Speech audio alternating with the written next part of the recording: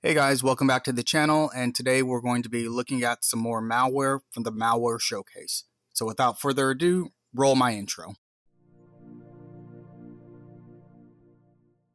First, we're going to be looking at some dropper malware. Here's the README explaining what dropper malware does, but I'm going to go ahead and sum everything up for you.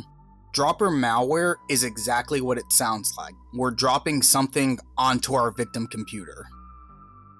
Here we are with two pieces of code. The first code is our server code, and the server code is just telling us that our dropper.py code executed successfully. And on screen here is the actual dropper malware itself. At the bottom is the actual piece of malware that our dropper will be dropping onto our victim PC.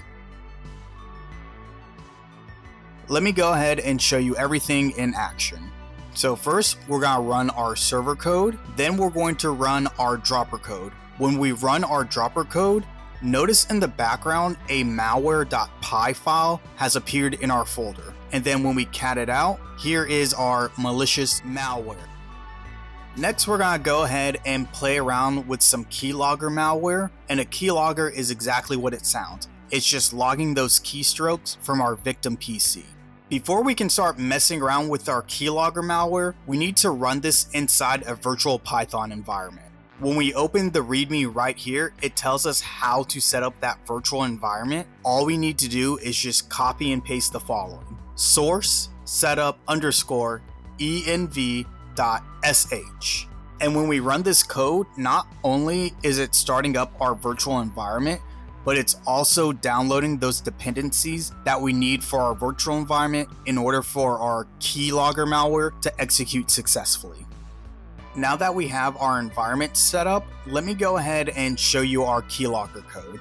When I was doing some testing, I had to add a little bit of extra code to make sure this works properly. All we're doing is, after the handler part, we just need to add detach _ process equals false. Now that we made that addition, let's go ahead and start playing around with our keylogger. On screen, we have our terminal open as well as the folder that our keylogger is in. When we start our keylogger, notice how we have a .log file that appears in our folder. And that .log file is logging all those keystrokes that we're typing out. We're just going to go ahead and start generating some test data for our .log file. And when we open it, as you can see here, all that data is the data that we generated initially. So there you go, guys. This was just a quick video showing off more of the malware that we have in our malware showcase. We still have a bit more malware to go through in the malware showcase. And then I'm also going to go ahead and start experimenting with some different malware. That way you guys understand how malware works. And that way you can experiment with your own malware in your own environment, ethically and legally, of course. Do not use any of this for any nefarious means.